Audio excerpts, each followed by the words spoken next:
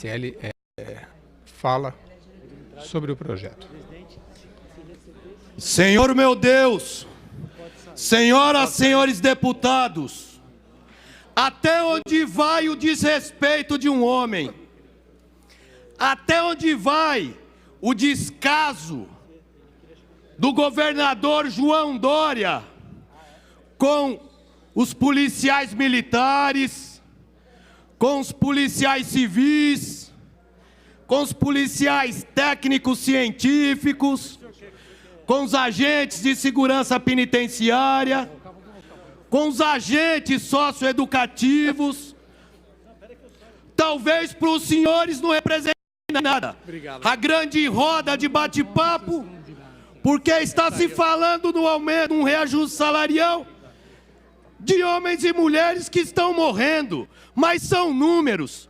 Vamos continuar no café, vamos continuar no nosso bate-papo à vontade, dando risada.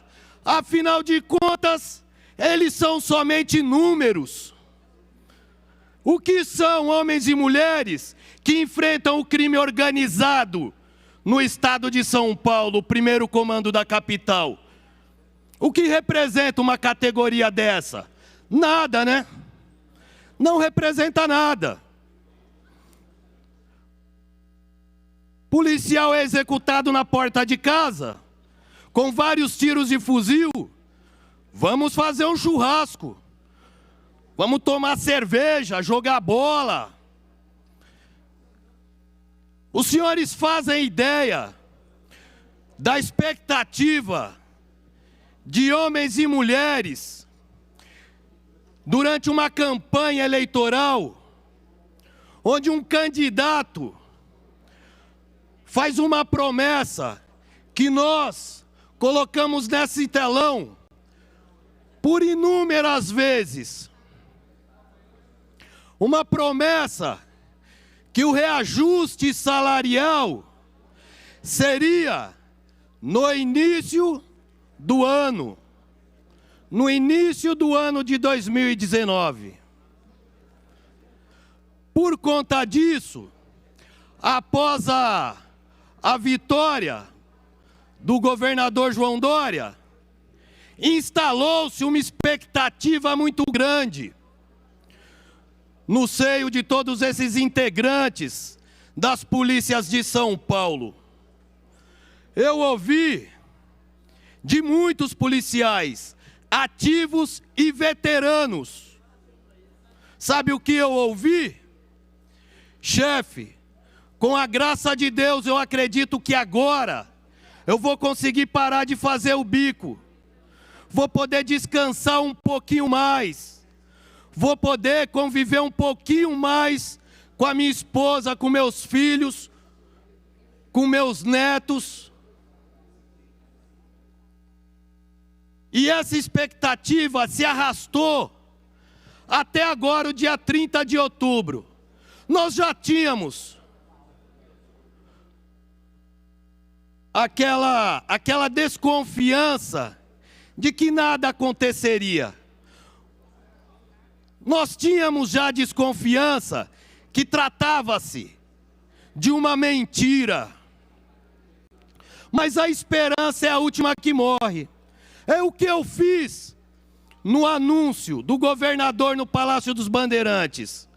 Eu fui até lá, me sentei na primeira fileira, que era a fileira destinada aos deputados, e fiz questão de me sentar de frente ao governador, bem de frente com ele, para poder olhar nos olhos dele. Sabe para quê? Porque eu iria aplaudi-lo. Porque como a esperança é a última que morre, eu pensei, o governador vai anunciar um reajuste salarial de ao menos 2 dígitos. Dessa vez, sem nos enrolar. Dessa vez, sem nos ludibriar. Acreditamos que ele colocaria a mão na consciência e, junto com a sua equipe econômica, demonstraria disposição política em ajudar homens e mulheres que estão dando a sua vida por São Paulo. Eis a decepção que tive quando do anúncio de 5% de reajuste salarial. Até mesmo porque você faz uma análise do cenário, você fala, não é possível que será montado todo um dispositivo, todo um aparato, junto a jornalistas, várias autoridades do Estado, para anunciar 5%. Né? Vai ser um anúncio que realmente atrairá os integrantes das forças policiais, levantará a autoestima e tirará esses homens e mulheres da miséria que eles vivem, da dificuldade que estão atravessando. Dificuldade essa que o governo se faz não perceber. Percebe, porque são homens inteligentes. Não usam a inteligência para a prática do bem, mas sabem do que atravessa essa categoria. A categoria dos professores do Estado de São Paulo. Eu vou dizer aos senhores aqui, em breves palavras, vou fazer uma explanação do que é a vida de um soldado da Polícia Militar. Ele entra de serviço às 6 horas da manhã. Ele sai da casa dele entre 3 e 4 horas da manhã para chegar a tempo no serviço. Ele já precisa fazer esse deslocamento fardado para poder ter gratuidade na condução. Então ele já tem que sair da casa dele extremamente atento à sua segurança aos 360 graus, porque ele já é um alvo. Ele já está de serviço a partir das 3, 4 horas da manhã que ele sai da casa dele. Às 6 horas da manhã, ele assume o turno na Rádio Patrulha, normalmente com 4, 5 ocorrências pendentes. E carregando um equipamento de proteção individual que pesa aproximadamente 11 a 12 quilos. Ele inicia um turno de 12 horas até as 18. Se ele, após o meio-dia, se deparar com uma situação de flagrante delito, e ele for apresentar, o momento em que ele vai apresentar esse flagrante na delegacia, esse flagrante dura, em média, 10 horas. Por qual motivo? Por conta do sucateamento da Polícia Civil. Hoje, um delegado acumula plantões de delegacias, porque não tem delegado em número suficiente, não tem equipe de investigadores e escrivães. Então, a lavratura de um flagrante, por muitas vezes, se estende por 8, 10 horas. Aí esse policial... Deputado Meca. Sim, senhor. Deputado Meca, eu não poderia, em hipótese alguma, deixar de, nessa noite, cumprimentá-lo. Pela sua coragem. E por um fato importante. O senhor conhece a Polícia Militar. O senhor sabe o que está falando. O senhor já viveu os problemas. Sim, por constatação. Então, o senhor não está fazendo indagações, nada. O senhor está definindo a vida de um policial militar.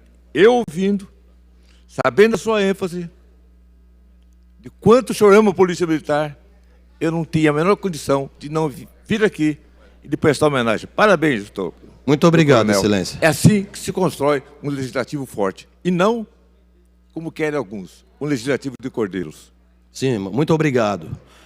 Então, dando continuidade, esse policial vai sair do seu turno de serviço por volta de 22, 23 horas da noite. Ele já saiu da casa dele às 4 da manhã.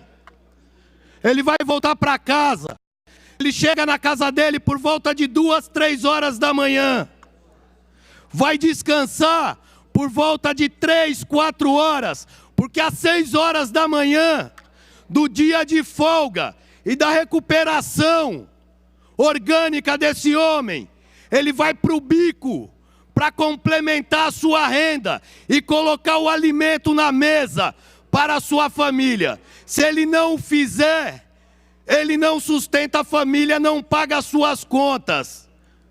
Porque o soldado ganha R$ 2.800 e ele precisa pagar aluguel, ele precisa pagar água, luz, ele precisa pagar uma assistência médica, porque ele não tem para a família, porque o Estado não o contempla.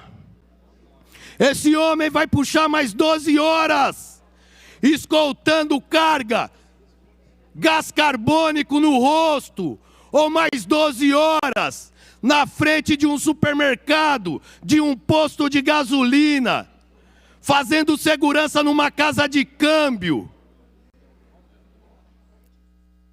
E esse homem entra num nível de estresse físico, psicológico e até espiritual, a um ponto que nos leva a nós termos hoje em São Paulo, esse ano, 22 suicídios somente na polícia militar. Um número de separação conjugal enorme e fora do comum, porque esse homem é altamente estressado, começa a ter dificuldades de diálogo dentro de casa, pelo alto nível de estresse que ele atravessa. Eis que o homem perde a família numa separação conjugal. A família, que é a nossa estrutura, é a base de um homem e de uma mulher. Esse homem perde e ele trabalha com uma arma na cintura. Ao que é submetido esse profissional de polícia em São Paulo? Aí ele assiste uma promessa de campanha, onde ele acredita naquele discurso bonito, num discurso bem feito, que a polícia de São Paulo será a segunda mais bem paga do país.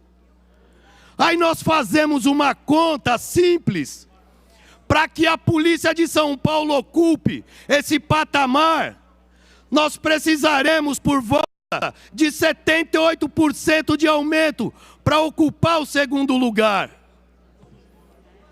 Aí o governador anuncia 5% de aumento de reajuste salarial, o que não contempla ao menos a recomposição inflacionária. O que dizer para esses homens e mulheres que fazem a segurança do povo paulista, que derramam seu suor, seu sangue, sacrificam sua vida para defender o povo de São Paulo? O que nós falamos a eles nesse momento? Voto contra ou a favor? Aqui na casa nós apresentamos emendas que já foram rejeitadas. Nós apresentamos, ao menos que fosse recomposta a inflação do último governo, dos últimos 4 anos, mais esse aqui, que dá por volta de 24%. Aí vem os especialistas de plantão, como para nós, para nossa categoria, para o cidadão de bem, nunca nada dá certo, nunca nada é possível. Não seremos contemplados na nossa recomposição inflacionária. Fizemos uma emenda, vamos ajudar, então, os nossos veteranos, pois fazer bico com 60, 70 anos de idade, com uma arma na cinta, fazendo segurança, é injusto, é massacrante. Então vamos pegar a bonificação por resultados e vamos estender também aos veteranos e pensionistas, tal como é feito com os agentes fiscais de renda em São Paulo, que a participação nos resultados atinge também os aposentados e as pensionistas. Não há vontade política, não há disposição em estender a mão a essa categoria que sofre e que está passando por grandes e imensas necessidades. Os senhores pensam que quem arruma uma viatura hoje, quando essa viatura ela sofre uma avaria, quem conserta essa viatura é o policial que vai no QSA, no amigo, dono de oficina mecânica, e conserta a viatura e a coloca para rodar novamente. Quando o policial se envolve em ocorrência de gravidade, como já aconteceu comigo, nós fazemos uma vaquinha e pagamos o advogado. E nós não esperamos esse engodo do que foi dito aqui, que até o presente momento eu não entendi qual será a assistência jurídica prestada a nós policiais. Eu me coloco na situação pela qual eu já passei. Troquei tiro com integrantes do 1º Comando da capital. Você chega num depoimento... Para concluir, deputado Meca. Para concluir, senhor presidente, você chega num depoimento em juízo, o criminoso do PCC está acompanhado de, no mínimo, 5 advogados. E o policial está acompanhado de quem? Até hoje, nosso Senhor Jesus Cristo, que está no céu, que o acompanha e o protege. Porque do Estado, deputado Meca, ele Vossa não Excelência tem já passou apoio. 1 minuto e meio, eu preciso que Vossa Excelência conclua a sua fala. Já está mais que concluído, presidente. Os senhores não nos respeitam.